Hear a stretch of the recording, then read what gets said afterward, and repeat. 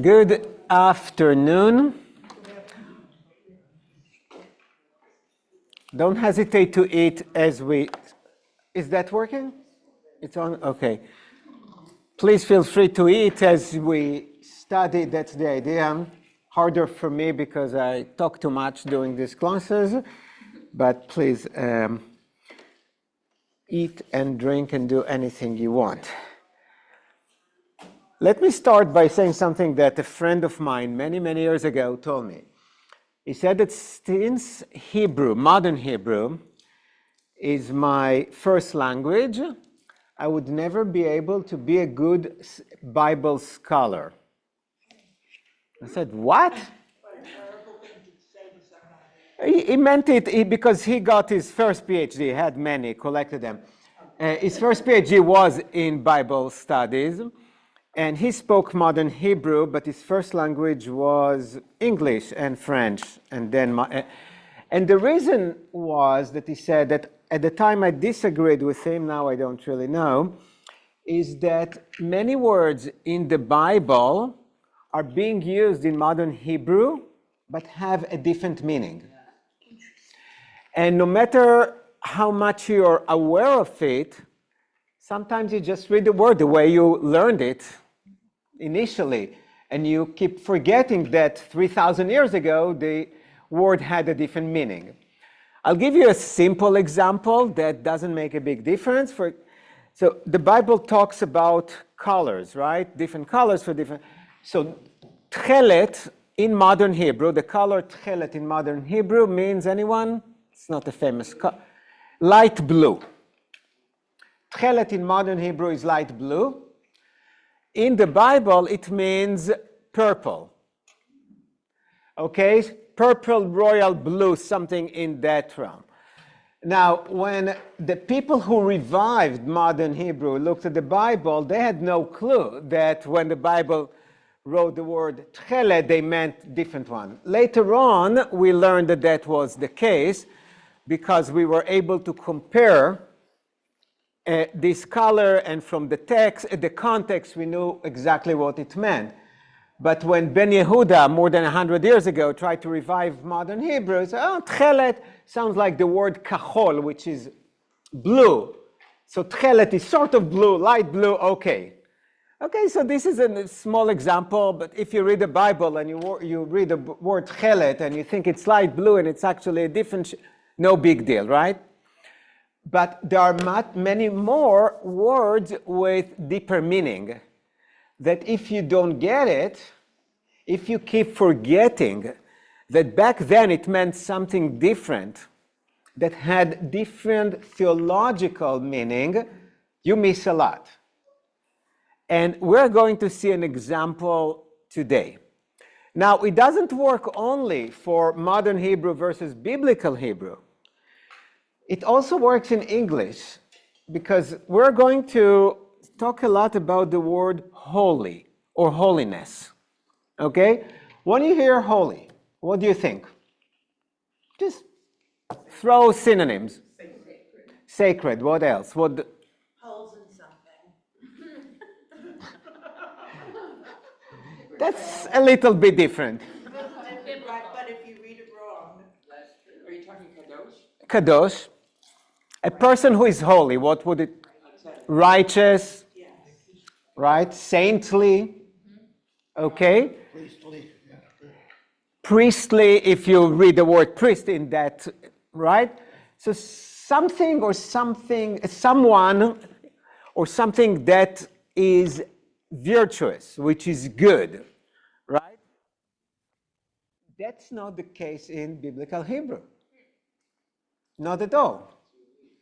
In biblical Hebrew, the word kadosh means set apart, separate. When there is a wedding, okay, the groom places the ring on the finger of the bride and said, Harei at mekudeshet, you are consecrated to me, okay, from the word holy. Doesn't mean that the bride is special, doesn't mean that she's good, that she's compassionate, nothing. What it means is that now you are set apart only to me. Right? You are excluded from having relationship with other men. That's technically what it means. Okay, so we still use the word, the meaning of kadosh, of holy, from biblical times. Okay, so kadosh, it does not mean better, good. It means set aside. The Sabbath day, Shabbat, is a holy day. Okay, the initial idea was, as God says it explicitly, and we say it in the Kiddush. Kiddush comes also from the word kadosh, and the Kiddush sets Shabbat apart from the rest of the week. So God said, I created the world in 6 days. I've been working hard.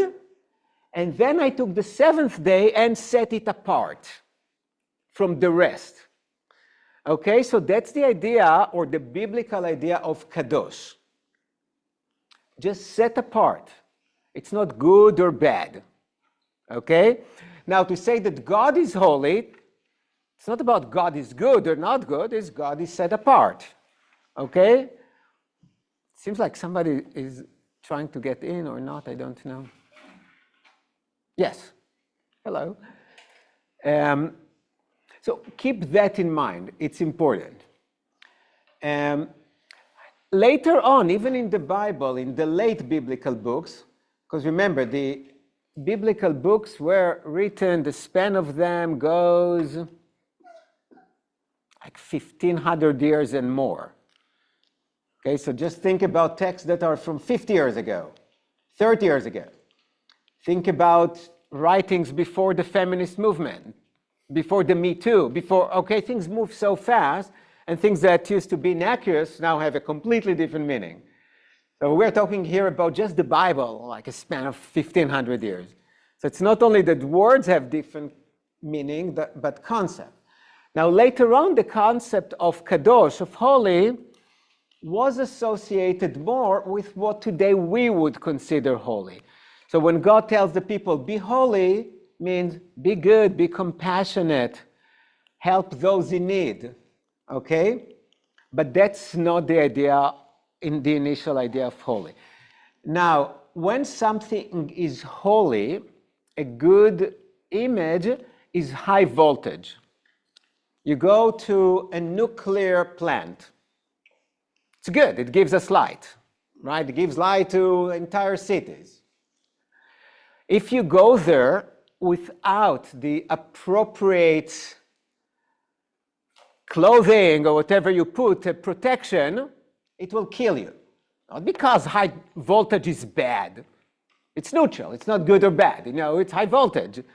But if you don't know how to deal with high voltage, it will kill you. Not because you did something evil, and not because the high voltage is evil. So this is a good image in many of the biblical texts to look at God. God is high voltage, okay? God, in principle, is good and want to do good things. But if you approach God in a way that is not protected, that is not appropriate, if you do not follow the rules, you will get hurt. Not as a punishment, but that's why I like the high voltage. Okay, God is not punishing you if you stick, I don't know, something into the socket here. No, you don't do that because that's physics. So for them, the holiness of God was something similar. You know what? Instead of starting with the story that I wanted, let's go towards the end. As you can imagine, I included... Let's go to the last page. I just want to give you a small example. You see number 4 here from Exodus 19.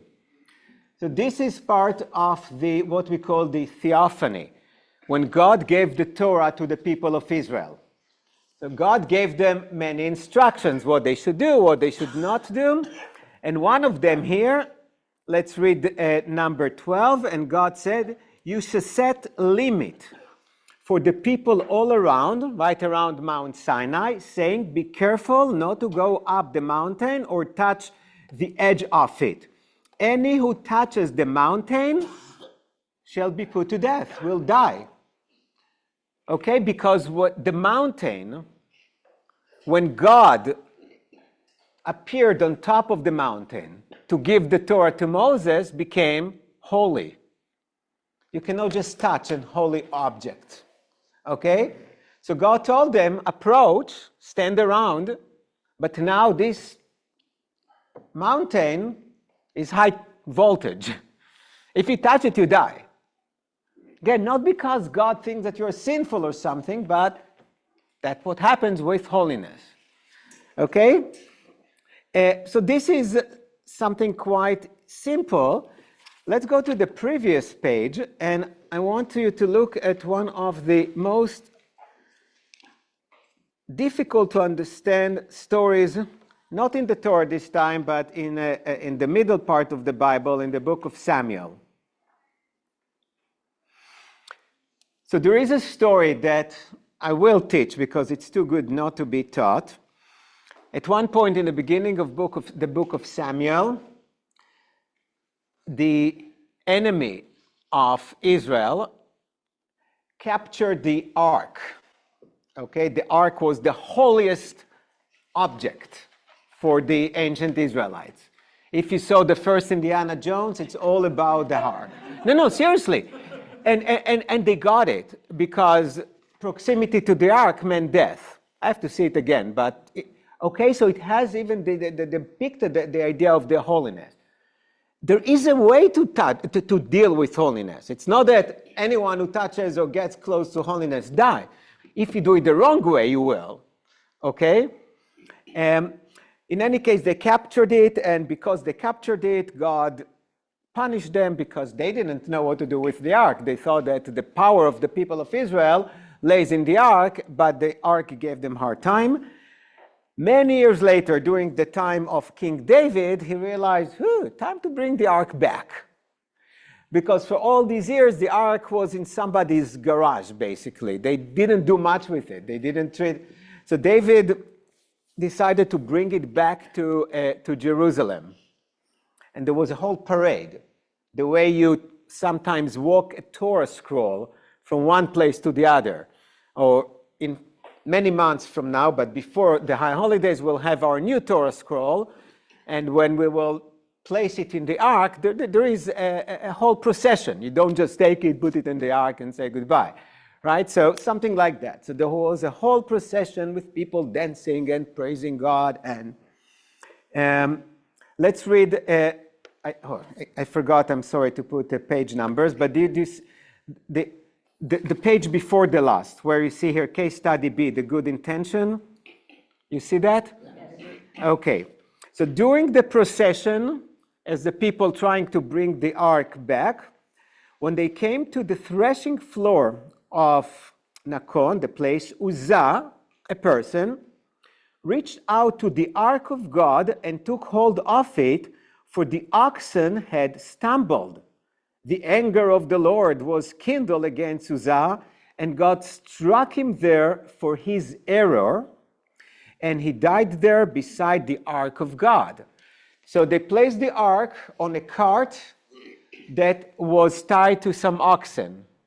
And I never rode oxen or anything like that, but it was not the most stable thing. And the ark is a box, right? The ark is a little cabinet. So the oxen were stumbled, and Uzzah, one of the people there, thought that the ark was about to fall. He said, I would not let the ark fall, right? It's the ark of God. And he touched it to stabilize it, and what happened? God killed him. And this is a horrible story.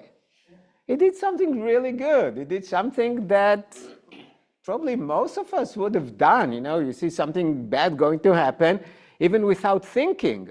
Instinctively, you'll try to prevent something from falling. What about the people who placed the ark on the cart? Yeah. So there was a way to do it. And they were the priests. I don't want to go deep into this story, but Uzzah was not a person with permission to touch it. Okay, so think about it as a person who goes to a nuclear reactor without the protective garments. Okay, or an astronaut who just goes to space before pressurized correctly in the whole thing. You know, there is a way to do it, but there's only one correct way to do it. Uzzah was not one of the people with the authority. He didn't do it right. He touched it clearly for a good purpose, but no. Okay? So remember, holiness is not about good or bad. It's not about virtue or evil or anything like that. It's a foreign concept to us today in almost all religions. I mean, it's there because there are some things that you go to the Catholic priest preserves it better than many others. Okay? There are things that only the priest can do. It's not that technically other people cannot learn how to perform it, but there are things that you need to be a priest in order to perform certain rituals.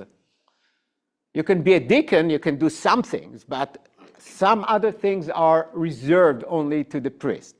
That was the case in ancient Israel. It got canceled because we don't have priests anymore. Okay, so that was something like the spread or of the authority from only a small group to everyone. A rabbi is not a priest. A rabbi is just a person who dedicated some time to learn more. Teacher. It's a teacher, really. Just you learn more. But a priest is different. Okay? In Judaism, we got rid of the priest. So I want us to bear that concept in mind of what holiness started as. Just gave the example of high voltage, which is just dangerous in of itself. But this says God was angry and God punished. That's intense, isn't there? Every time in the Bible, it's a good comment, when somebody died prematurely, the phrase is, and God got angry. It's not the same kind of anger that God has when you sin. Okay? This is just you broke the rules, and it's an automatic consequence. Okay? That's why it is like the high voltage. There are other stories here that I included, but I don't want to take all the time to read them because we are going to look at a different one. Holy is something that you don't deal with unless you're authorized to do it, know how to do it, and do it the right way. So it was interesting, your analogy for the movie that you talked about is because it was all booby trapped. So it's almost like this is booby trapped, right? Like the holiness is booby trapped in a way. I didn't say booby trap I prefer the high voltage because booby trap has a word trap. There is no trap there. Right, and there is a way to deal with it. There are people who know how to deal with high voltage. Most of us in this room don't know. You know, as I was a kid, in Israel, the voltage is not 110, it's 240. So, and I took a nail and stuck it into the outlet. I flew to the other side of the room. I don't know why I didn't die, but I could have. One of the reasons that in the US we have 110 is to prevent death of stupid kids like I was who try to stick things. Okay? But again, I was not a bad boy. I thought, okay, that's a long piece of something. I see a hole in the wall. That was bad. Okay? So, but it's not a trap. Okay. And I remember when my kids were young, we used to put these plastic things. Do you still put these plastic things to cover? Yeah. Okay, because you know that a kid who see a hole and has something will try to put it. That's what we teach them to do, right? So that's what they do. And but I didn't grow up with this. Probably lost some 50 IQ points, but I'm still alive. And no.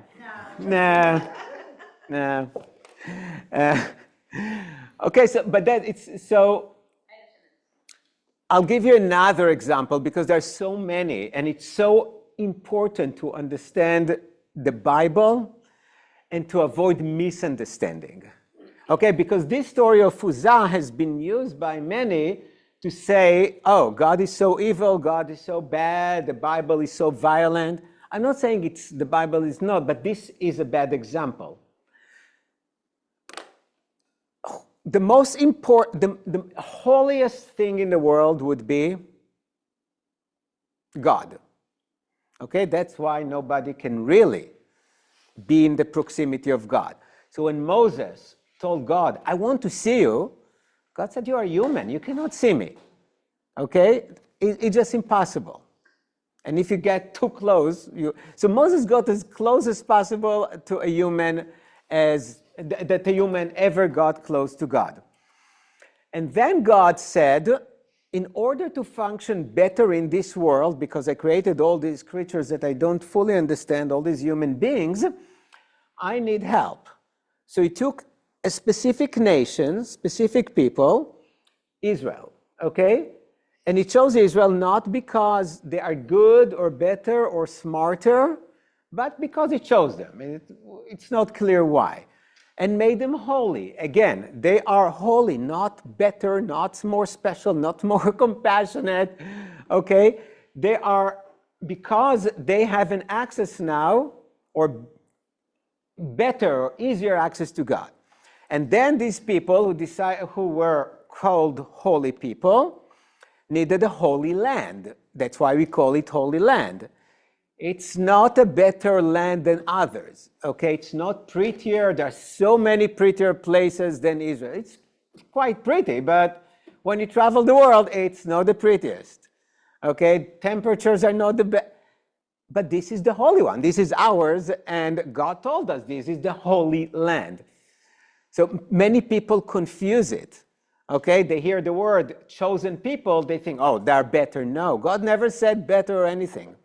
Okay, just like the wedding analogy I said.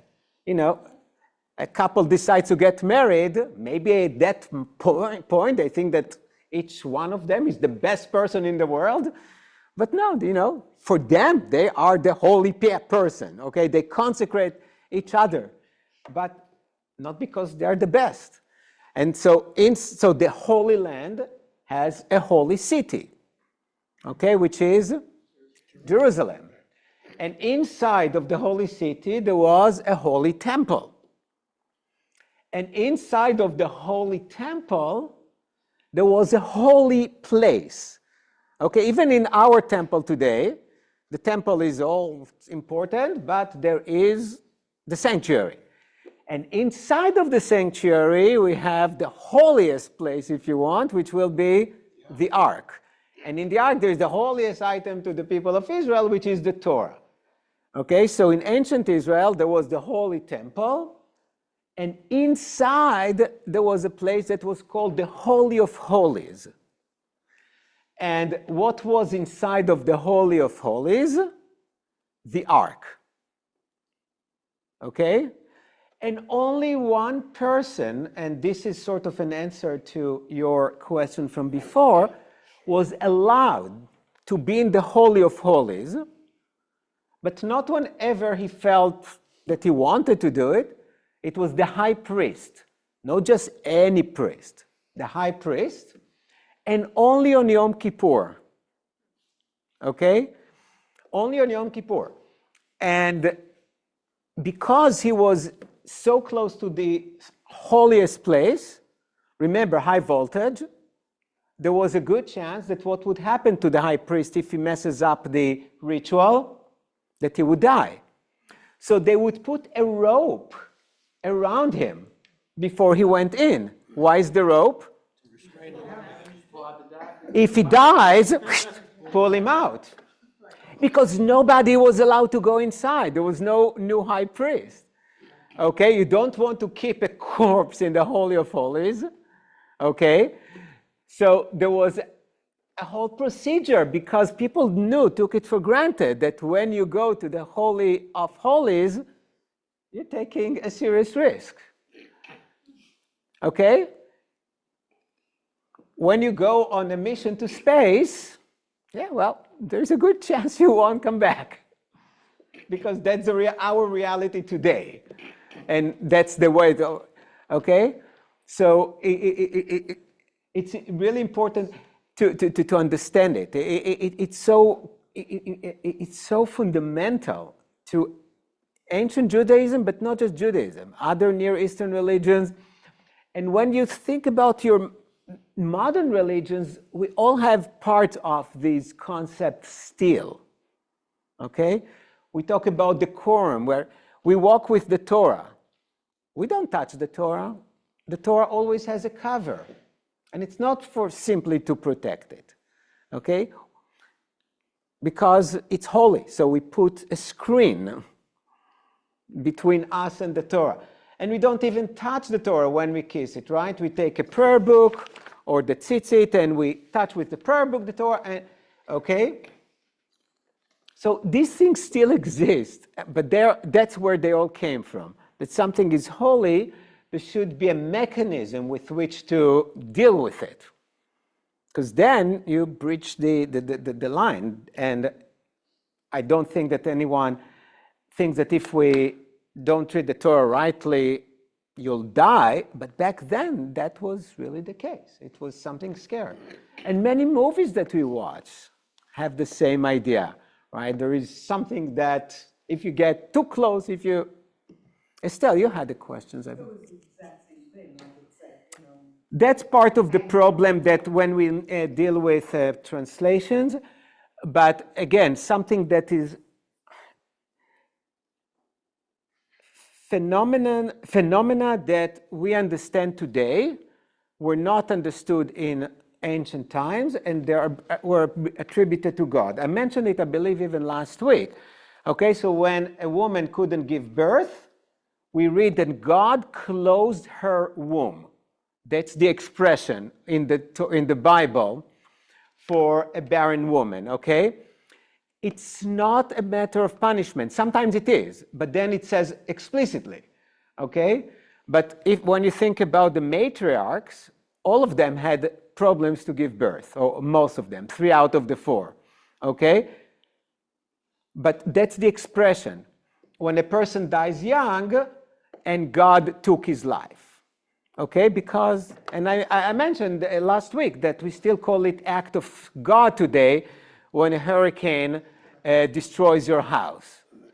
Because some people understand the physics of storms. I'm not one of them, but we still used to, okay, it's the act of God. We have no control over it, okay? So that's, that actually circles back to what I said in the beginning, not only in Hebrew, but we have a way to read the Bible with our own perceptions, and we miss something. Now let's look at one of the weirdest stories in the Torah, because that's my goal of these classes, to teach you to study together weird stories that you probably never heard of. Yeah, let's go to the very beginning.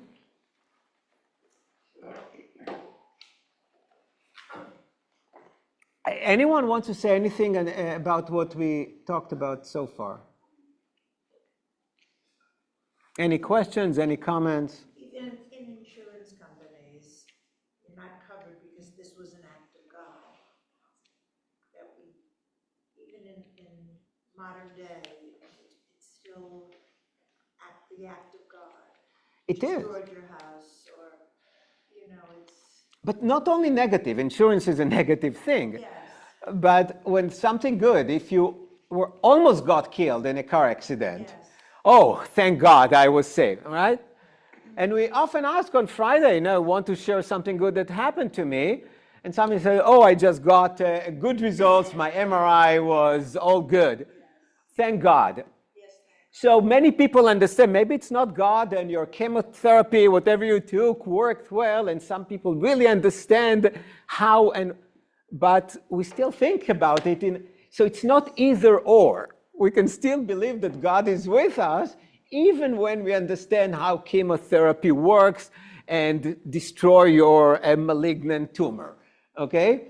But we're not, that's why we're still these spiritual religious entities who have different kind of relationship with God, but even people who say they don't believe in God, They say, there are some times in which they start to either believe or say, oh, I don't have any other answer. It must be God or something like that. Divine intervention.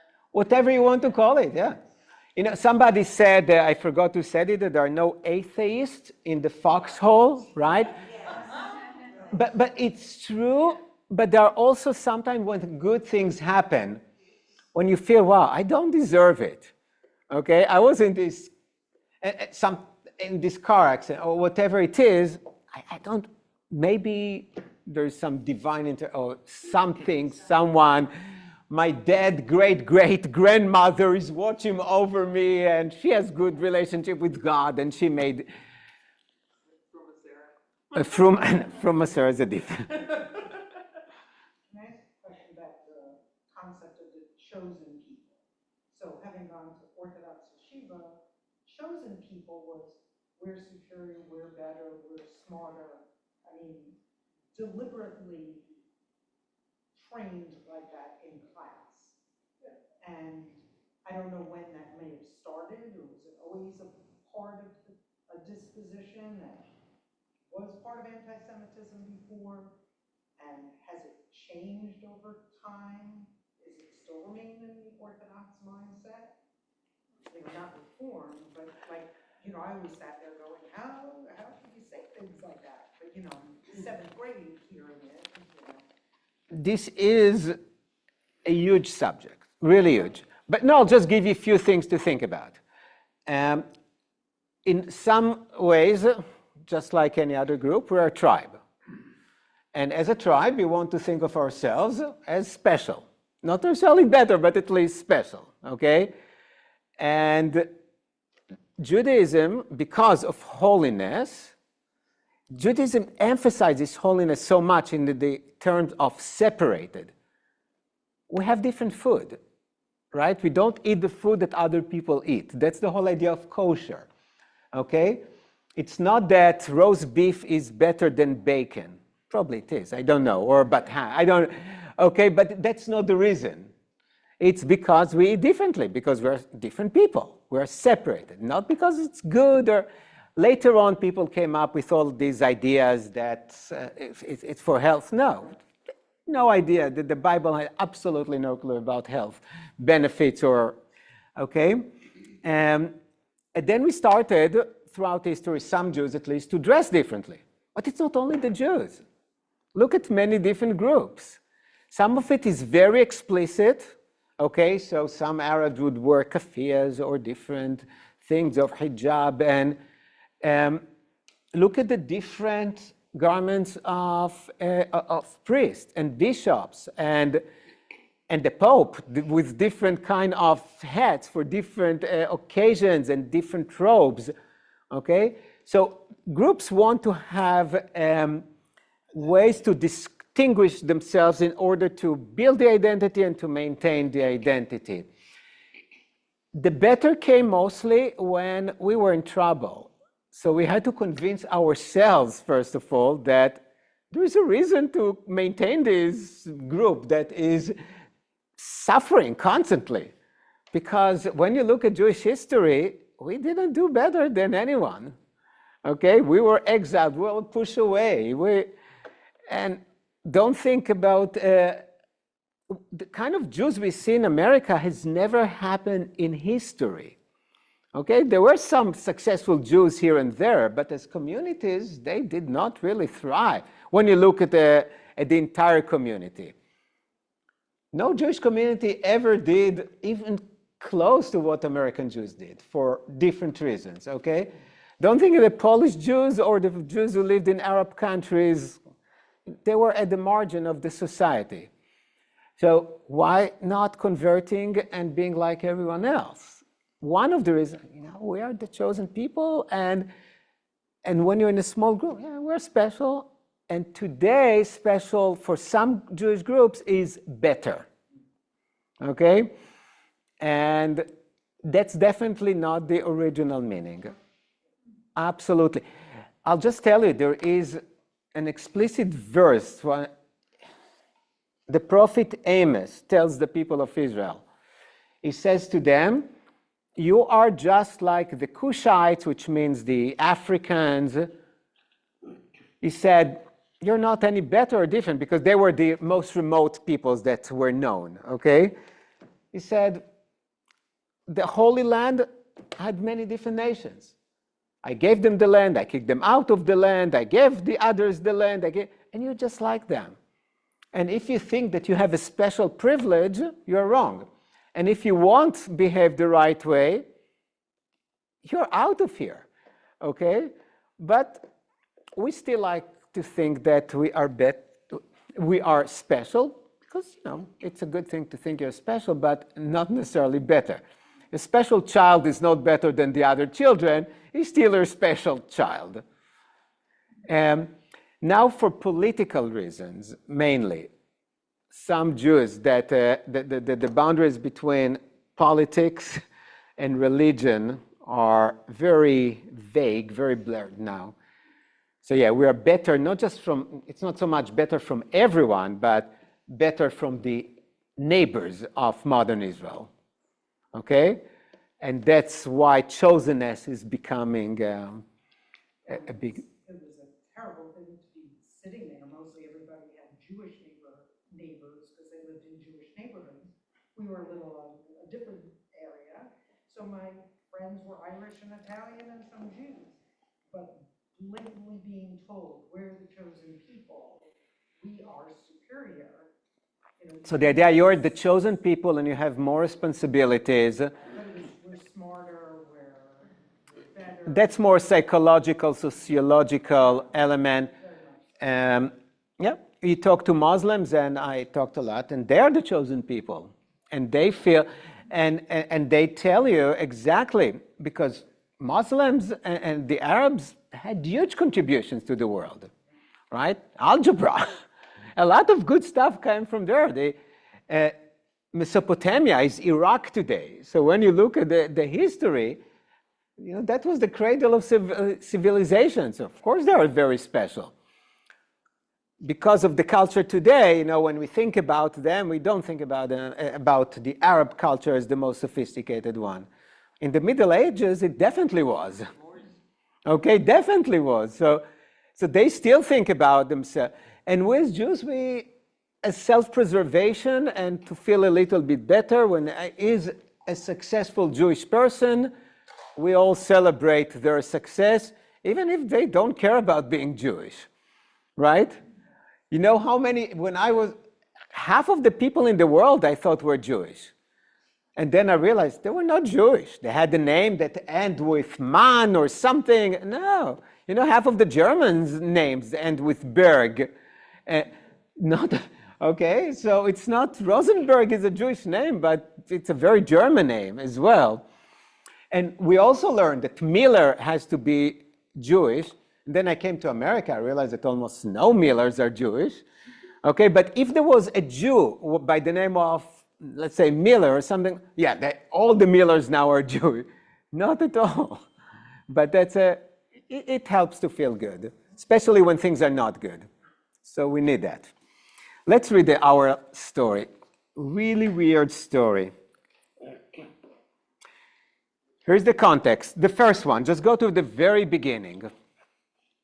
The very first story here.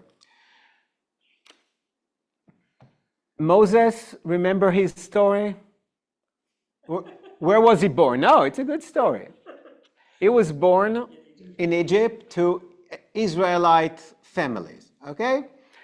But because at that time it was dangerous to have a Jewish baby boy, because the Pharaoh said, kill them all, his mother came up with this idea, made a nice basket for him, and put the basket in the Nile and sent his sister to watch over him. So now we have this baby in the basket. Okay, very nice little story. One day, the daughter of the Pharaoh saw a baby in the basket. She took him out, and of course, all Jewish babies are gorgeous, right? She saw, the most gorgeous baby I've ever seen, and decided to take him. So Moses is now a prince in Egypt. He was raised at the court of the Pharaoh. One day he decides that it's good to see how the other part of the world lives. He went out and he saw, "Ooh, it's not so beautiful," and he saw Egyptian taskmaster beating up an Israelite slave. And what did he do? Remember? Killed the Egyptian. And then he realized people know about what he did. And in ancient Egypt, you couldn't just kill anyone, even if you are part of the royal household, and especially not an Egyptian official. So he ran away to the desert. And there he met his future wife, Tzipporah. Tzipporah was the daughter of a Midianite priest, a very smart man. Normally his name is Jethro, but sometimes he has a different name in the Bible. Okay, so they were together, and Moses became, what was his job? A shepherd. Like many important biblical characters, he was a shepherd. One day he was tending his flock, walking with his sheep, and he saw a burning bush. We know the story, right? And in the burning bush, God said, "Take your shoes off now." And why is that? And the Torah says, because this ground, this land upon which you are standing is holy. Okay, that's just a piece of the desert.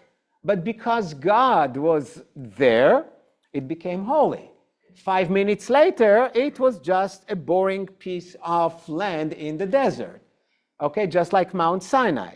So take your shoes off and don't look, because God told him how to save himself when you are in the proximity of holiness. High voltage, okay? Stay away, there are rules to follow. And God told him, go to the Pharaoh and tell him to let my people go, and we know the whole thing. If not, come for Passover and we will remind you all the details.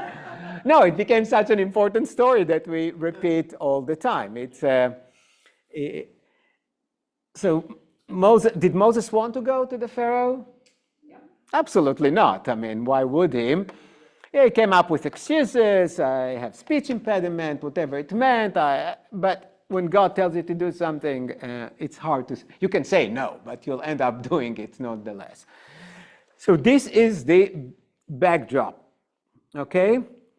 Now Moses took his wife and his son. He's in Midian, different land, okay, on the way to Egypt. Let's read these few verses that are so difficult to understand. On the way, again, from Midian, from the desert to Egypt, at the place where they lodged, it's an inn in many translations, the Lord met him and tried to kill him. Yeah, we should say, what? Now, it's not even clear. Who is him? It's not very clear, because before that we read that Moses took his son and walked. So God tried to kill him. Was it Moses or was it the son? And God tried to kill him. But Tzipporah, Moses' wife, this is clear, took a flint and cut off her son's foreskin.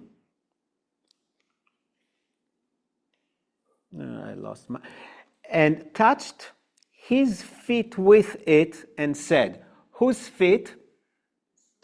We don't really know.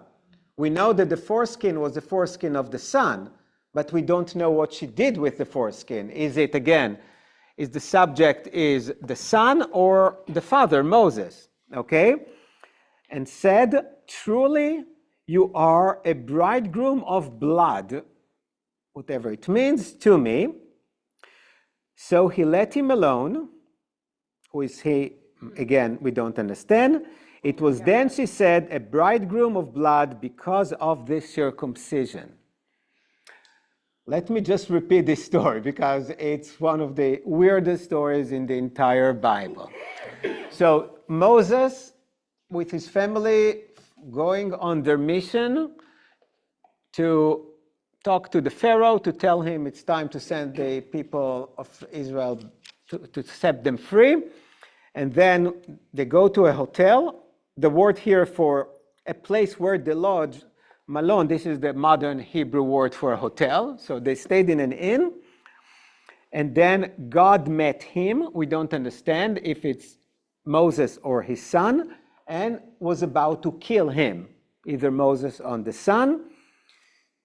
We don't know why.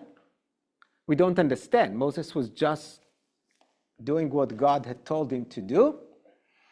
But Zipporah took a flint and a very sharp stone, circumcised her son, and took the foreskin and placed it at the feet either of Moses or the son. Let me tell you a secret here. The word feet in the Bible has another meaning. Penis. Okay? Because the Bible, penis. The Bible doesn't have a word for penis, so it's feet or foot. Okay, so sometimes it's hard to understand. Sometimes the context makes it very clear. In this case, it's not very clear, because circumcision is definitely related to the penis, okay, but we don't even know what exactly it meant. Is that in Ruth? Yes, in many places. Or is it just kind of, does it depend on the context? In Ruth, if you want to have the X version of the story, so you read fit this way. If you want the kindergarten version, so she just, yeah, obviously. And I think that the authors of the Bible kept it ambiguous. Okay, because Ruth, when she wanted to get the attention of Boaz, if you remember a little bit the story, we read that she lied by his feet, or at his feet. Yeah. But again, it's not a coincidence. In any case, so she did it, and then she said, you are, and that's the translation here, Chatan in modern Hebrew means a bridegroom.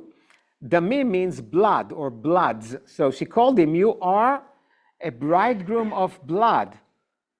Who is the bridegroom? Moses was her husband, not a bridegroom, but maybe the son, we don't know. But after she performed this weird act of circumcision and blood, She became a moil. she became a moil, that's for sure, right? And some people say women cannot be moils, which you see how wrong it is. No, the first official moil, because when Abraham was the first person to circumcise as a sign of a covenant between Israel and God. Everyone performed circumcision back then, but for the Jews, for the Israelites, it became a sign of the covenant with God. Abraham did it to himself. Zipporah was the moil. You're absolutely right. But she performed it, and somehow she knew that that was the magic act in order to fix the situation. And then God let him alone, and she said this weird thing, you are a bridegroom of blood to me. Let's go to some commentators, and then we'll go even deeper as we did before. Let's go to the traditional commentators, to Rashi. Same page towards the... So Rashi read it, and of course, like us, it didn't make sense to him, and this is how he says it. He sought to kill him. Who is the he? The angel sought to kill him. Okay, even though the Hebrew explicitly says, those of you who read Hebrew, 1, 2, 3, 4, 5, the fifth word of the Hebrew first line is Adonai. Okay, the Hebrew is extremely explicit. It's not a pronoun, it's not Adonai. And Adonai is only God. It's the Lord, that's normally the way we say. But Rashi said, no, it's actually an angel. Because you cannot say that God got crazy for him, but an angels, you cannot trust angels. So the angel sought to kill Moses, and why? Because he had neglected to circumcise his son Eliezer. And because he was negligent, he was punished with death. And why did he neglect it? Because he said, if I circumcise him and go forth on the road, the child's life will be in danger for 3 days. If I circumcise him and wait 3 days, the Holy One, blessed be he, meaning God, commanded me, go, return to Egypt. Okay, so it was a lose-lose situation. If he circumcise him and start traveling, it's just not safe for the child. He needed to be in a safer, more sterile. They didn't have the concept, but they understood. You cannot just perform a little surgery and start on a journey, especially in the desert with the dust and the whole thing. Okay, not good. They knew that. But God told me, go now. If I wait 3 days now, God will be angry with me. Okay, so what are you doing? He said, okay, let me just start on the way, and I'll circumcise him later. That's according to Rashi, because Rashi had to make sense of it and make everyone happy. Okay, Moses is not really bad. He had the reason to do it, so even if we disagree with Moses, we still get it, right? It was in a difficult situation. God is not this crazy God. And so where was he negligent? In that he occupied himself first with the lodging place rather than the commandment. So according to Rashi, had he traveled for 3 days and immediately circumcise him and only then find a hotel, it would have been good. I think you can realize that that's not really, but that's the best he could do. Okay, if you see yourself 900 years ago as the defendant of the text, that Moses has to be right and God has to be right and everyone has to be right, you start to sometimes stretch the facts a little bit too much. So the Targum, that's from 2,000 years ago, at one point they translated the Bible to Aramaic. And why did they did it? Because the Jews spoke Aramaic. Very few of them spoke Hebrew. And the famous translator is known as Onkelos. Okay, so he translates where we saw Adonai, Yahweh, the name of God, and the angel of the Lord met him and sought to kill him. So people who just read the translation, as most Jews did, never thought it was God who tried to do it, but one of these angels. Okay, and we know that angels can do crazy things. And Ibn Ezra, the 12th century, these are said God did not seek to slay Moses, rather Moses fell ill and was at death's door. Tzipporah realized that this happened because of the delay in circumcision. Okay, so again, they tried to excuse the act of God because it didn't make sense to them. They couldn't say, oh, God is cruel, God is evil, who just was about to kill Moses before he embarked, or as he started to embark on his mission. So they come up with some ideas. But here is what we learned from biblical, from more modern stuff. Go to the next page. And we're going to learn some Hebrew, Arabic, and Akkadian. You see in the middle, linguistic and cultural archaeology. So that information was not known to Rashi, was not known until recently for readers of the Bible. So when we say the word chatan, it means a bridegroom today or a son-in-law. Because a wedding in the Jewish tradition, at least literally, means when a man marries a woman, he becomes the son-in-law of her father. That's really the most literal meaning. Okay, so in Hebrew, chatan means either bridegroom or son-in-law. You know the Yiddish word, mechutenim. These are the in-laws. Okay, from the word chatan, which is a bridegroom as well as in-laws, or son-in-law. Okay, got it. But in Arabic, it means something completely different. Look at what does it mean? To circumcise. And if that was the meaning, it's not if. Since this is the meaning, in Arabic that is an extremely close language to Hebrew. Aramaic, Akkadian, Arabic, Hebrew, they are very close. What can you learn? If that's the meaning khatan in Arabic, it means that it has another meaning in Hebrew, or at least some ancient Israelite used the word khatan in the meaning of circumcision. Okay? In Akkadian, khatan means to protect. So let's put the whole thing together now so beautifully. So this is the theory of most of the modern scholars. When Tzipora said Chatan Damim, what we translate as the bridegroom of blood, or bloody bridegroom, whatever it is, she's likely not saying bridegroom of blood in a romantic sense. She's using an ancient technical formula meaning you are blood circumcised or you are blood protected. Because Tzipora knew that circumcision at a moment like that has the power of protection. Blood protects. How? Passover. Before the 10th plague, the killing of the Egyptian firstborn, what did God tell the people of Israel to do?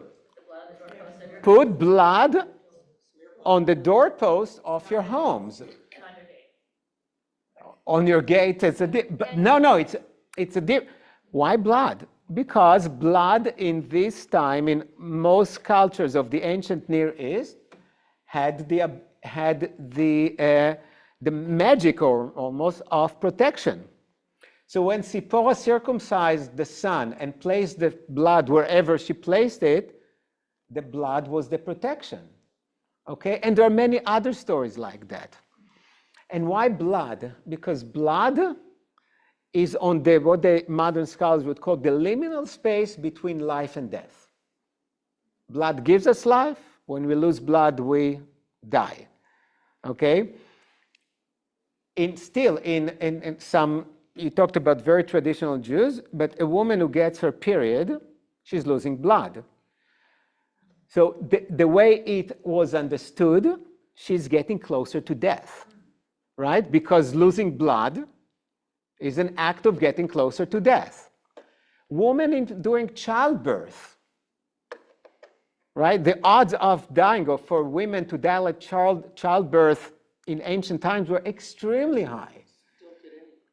Today they're not extremely, but it happens, obviously happens more than we want it to happen, but we don't associate today, I think most of us, birth with death. Back then they did. We do associate another thing they did, going to war and death. Okay? So back then, life expectancy was in the 30s, but mostly because when men went to war, they didn't come back, and many women who gave birth didn't survive it. Okay? So blood, either shed by violence or spilled by natural thing, birth was always a risky thing. At the same time, it gives us life. Okay? So it kills and revives, kills and brings life.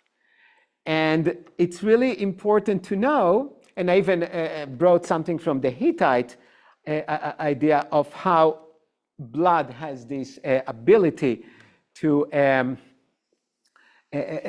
bring life and to protect. When you're on this verge of life or death, when you're about to cross over, in many societies, and definitely in the Bible, when you're about to cross over from one state or one status to another, it's a risky thing. Think about the most common thing in Judaism, bar mitzvah. Why bar mitzvah at 13? Crossing over. You're crossing over. But what are you at 13? Are you a boy? Are you a man? You're nothing. No, you're in this dangerous place of nowhere. you already start to shed your identity of a boy, but you didn't gain your new identity of a man. Okay, this is the rite of passage. Okay, look at Moses in that moment of transition. What was his identity? What kind of a passport he had at that point? Was he Egyptian? He was, but now he's a Midianite, but he's going to cross over from Midian to Egypt, okay? We're not even sure that he knew he was a Hebrew, that he was an Israelite, because he was raised like an Egyptian. When Tzipporah, his future wife, saw him with her sisters, they went to their father and said, oh, we met an Egyptian man.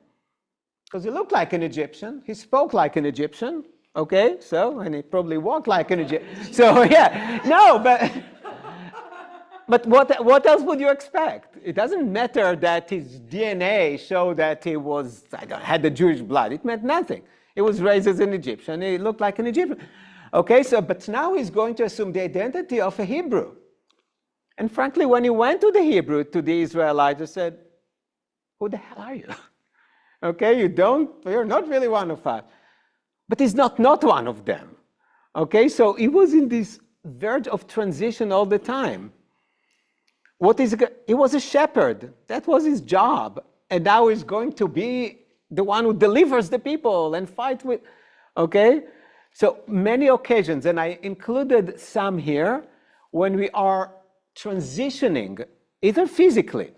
In the ancient world, there were mystical or mythical guards guarding bridges, gates. That's why, and upon your gates, it was an important thing. There are okay, because the gate separates the city and the outside. And things may happen when you're inside of the city and outside of the city. We have the mezuzah still on the door, okay?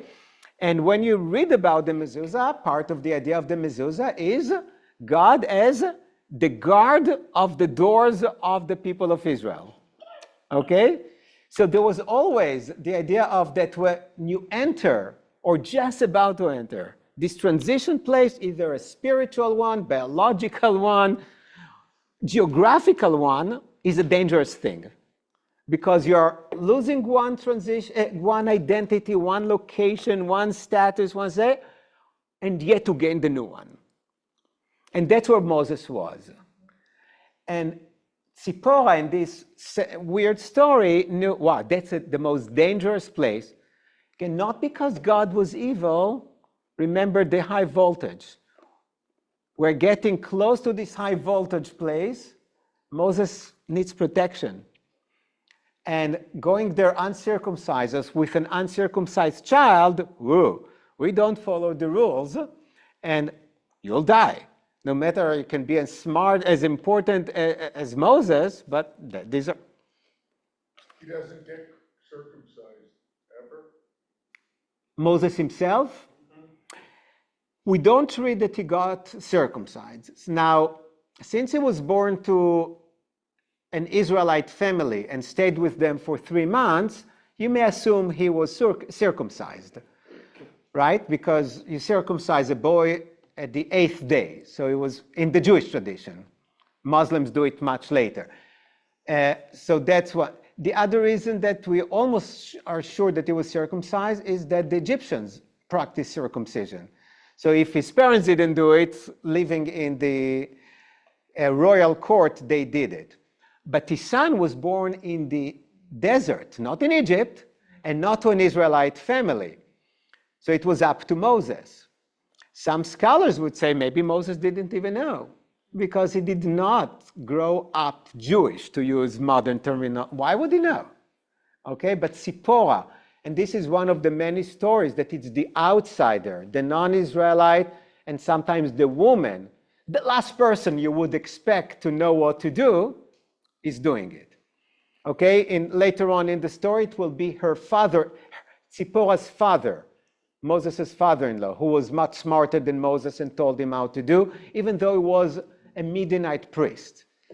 Okay, so. The few non-Jews in Parsha. But That's what I'm trying here to look at all these stories from all angles, from the archaeological, linguistic, cultural, even political, and what it meant back then and what it means today. Do they know how circumcision started? I mean, what was the reason to What was the reason? You have to read Freud to get the. I'm not kidding. No, it's really Freud who explained circumcision, because when the boy becomes sort of a man, it is becoming a threat to the father, right? That's Freud. I'm not an expert in Freud, but this is okay. And then, in order for the father to feel non-threatened, you symbolically cut off the part of the boy that makes him a man. Okay, no, that's Freud, but that's this. You can agree or not. I'm really not an authority in modern psychology, but I understand why Freud explained. So circumcision is a symbolic castration, but it doesn't have to be just father and a son. It can be the father of a tribe, because we know many tribes, and I gave a sermon only 2 months ago, something like that, and I talked about rituals of rites of passage in many different cultures, and some of them are really even dangerous and cruel, but you have to say, to show this boy, you are not a man yet, and you have to be submerged, you have to be to know your status. You may think your body's big now and you gain some muscles, but no, you're still a boy, and we're still going to tell you what to do, and we're still going to be in control, even though you think that now you're a big shot. Okay, so I understand Freud and circumcision. I'm not saying that that's the reason, but that's one of them. I just want to read one. I know it's late, I'm sorry, but we must read one Egyptian story before we leave. It's a short one. I didn't include. Oh, do you see one page that begins with the story, the myth? Yeah, sorry, forgot the page numbers. You see the myth? Do you all have it? Again, unfortunately, I have to read it because I have the mic. Do we have anyone on Zoom? Okay, so we do have people on Zoom. So, okay. This is a myth, an Egyptian myth that was probably known to Moses, or at that time. So it was not written after Moses. And I want us just to enjoy some of the similarities. Osiris was the first king of Egypt, a god of order and civilization. Okay, the kings and gods in Egypt were all mixed up, like in some other societies. His jealous brother Set, the god of chaos, or the desert storm, plotted against him. Set tricked Osiris, and if you want to read it, it was actually really, it's a great story how he had a box. And he had a competition who would fit perfectly in the box. And of course, Osiris fit perfectly in the box, and then he put the lid on the box, and the box was a coffin, and threw it into to the river. Okay, but so that's it. Tricked him and killed him and dismembered his body into 14 pieces, scattering them across the Nile. Okay? Wait. Osiris' wife, Isis, the goddess of magic, traveled throughout Egypt to find the pieces. She recovered all of them except of one. You probably knew where it was going, right? Which had been eaten by a fish in the Nile. Because the body was incomplete, Osiris could not return to the land of the living. Isis used her magic to fashion a golden replacement phallus. She attached it to the body and used it to conceive her son, and who grew up and avenged the story. Okay, so definitely the penis motif is all over the comparison. But when stories are similar, we cannot, and we know that the authors of the Bible very likely knew the Egyptian story, because They knew a lot about Egypt. Okay? But look how it works here. Just tell me about the major difference Major difference of what? between the Egyptian story and the Moses story.